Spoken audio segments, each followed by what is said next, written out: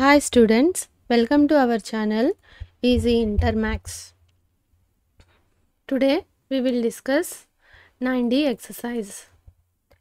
7th problem.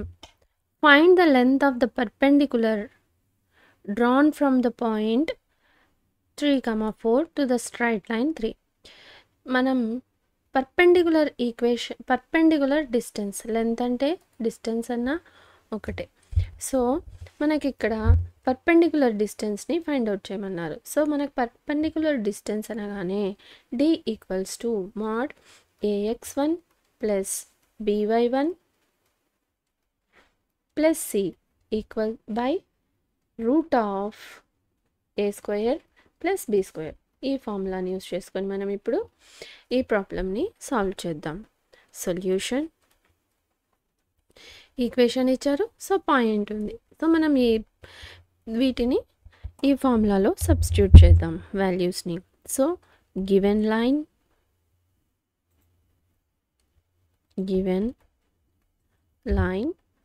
3x minus 4y plus 10 equals to 0.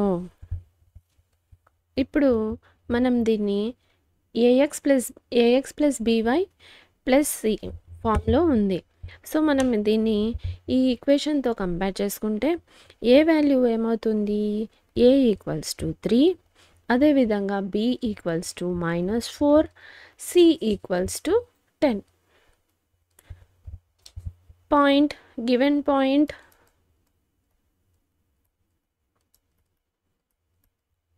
x1 y1 ఏమని ఇచ్చారు? ఇప్పుడు ఇక్కడ 3, 4.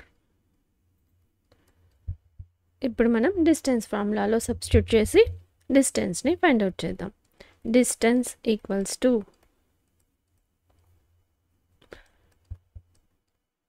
ax1 plus by1 plus c by root of a square plus b square. a 3, x1 3 plus b -4, y1 4 plus c 10 by root of a square ఎంత? 3 square. So 3 square 9 plus b square 4 square 16. 3 3s 9 minus 4 4 16 plus 10 మనకేం మిగులుతుంది? 19 minus 16 3. So ఇక్కడ big నెంబర్కి okay రాద్దాం. 3 3s 9 minus 4 4 16 plus 10 equals to buy root of 25. 16 plus 10 25.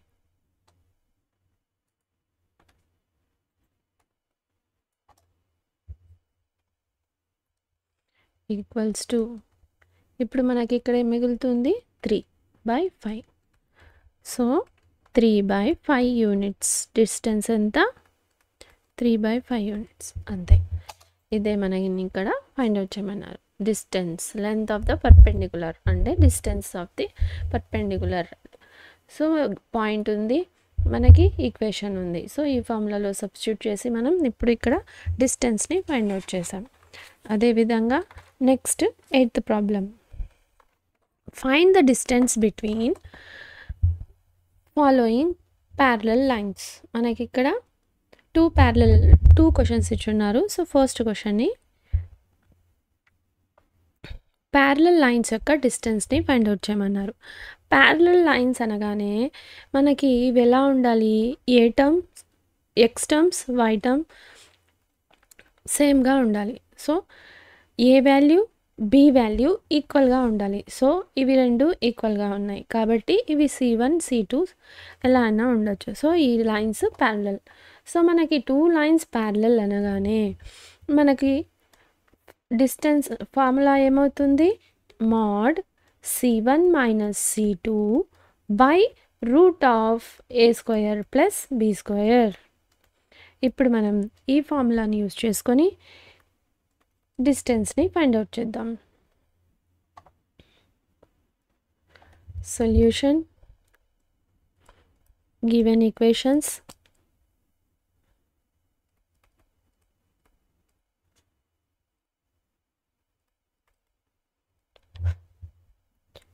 (3x - 4y). మనం ఇక్కడ మనకి ఎలా రావాలి, ఈ ఈక్వేషన్ ప్లస్ సి లాగా రావాలి. సో మనం ఈ 12ని ఈక్వల్కి లెఫ్ట్ హ్యాండ్ సైడ్ పంపిస్తాం. అప్పుడు ఇదేమవుతుంది, +12 - 12 అవుతుంది, =0. అదేవిధంగా సెకండ్ ఈక్వేషన్ 3x - 4y, 7ని కూడా మనం లెఫ్ట్ హ్యాండ్ సైడ్ పంపిద్దాం. సో +=0 అవుతుంది. సో మనం దీన్ని ఈక్వేషన్ 1, ఈ ఈక్వేషన్ 2 అనుకుంటే, by equation 1 and 2 we get A value, B value, C1, C2 వాల్యూస్ని తెలుస్తాయి. So by equation 1 and equation 2 we get A = 3, capital B = -4, +4y కదా, +by ఉండాలి. సో మైనస్ ఉంది కాబట్టి -4. అదేవిధంగా C1 = -12, C2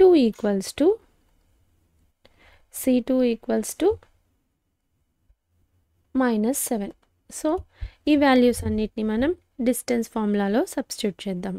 so distance between two parallel lines, distance between two parallel lines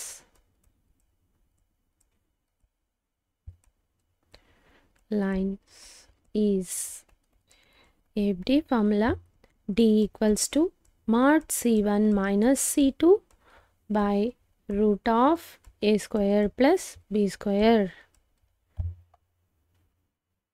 so మనం ఈ values అన్నిటిని దీంట్లో సబ్స్టిట్యూట్ చేద్దాం. D = C1 - 12 C2 - 7 by √7 - 7 A² 3, so 9 plus B² 16, 4² 16.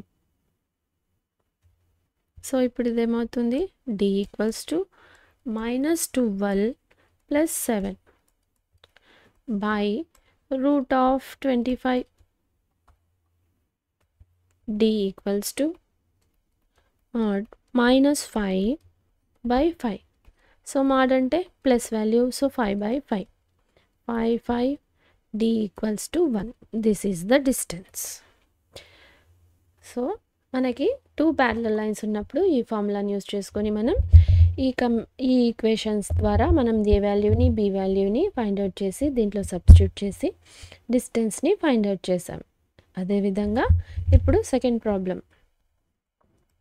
మనం ఇక్కడ గమనించామంటే ఎక్స్ టర్మ్స్, వై టర్మ్స్ ఈక్వల్గా ఉండాలి. కానీ ఇక్కడ ఎలా ఉన్నాయి, ఏ వాల్యూ, బి వాల్యూ ఈక్వల్ లేదు. సో కాబట్టి మనం సెకండ్ని మార్చుకుందాం, ఈ ఈక్వల్ వచ్చేటట్టు చేసుకుందాం. So given equations =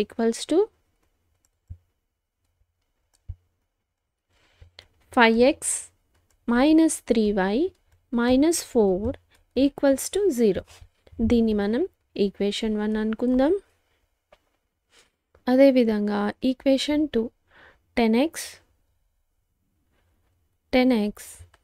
6y - 9 = 0. నేను ఇప్పుడు దీన్ని ఏం చేస్తానంటే by dividing 2 by divide 2.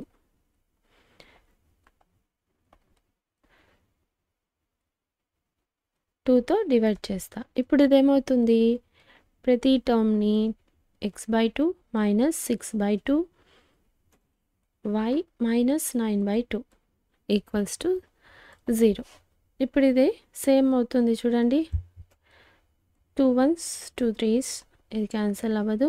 So 5x, x term equal అయింది, y టర్మ్ ఈక్వల్ అయింది. మనకి c ఎలా అయినా ఉండొచ్చు. సో ఇప్పుడు by comparing equation 1 and 2 we get from equation 1 and 2. We get ఏమేం వాల్యూ ఫైండ్ అవుట్ చేసాం ఇప్పుడు మనం? a equals to 5, b equals to -3, c1 equals to -4, c2 equals to -9/2. So ఈ వాల్యూస్ అన్నిటినీ మనం ఇప్పుడు దీంట్లో సబ్స్టిట్యూట్ చేద్దాం. సో డిస్టెన్స్ మనకు distance between 2 parallel lines, distance between 2 parallel lines యొక్క ఫార్ములా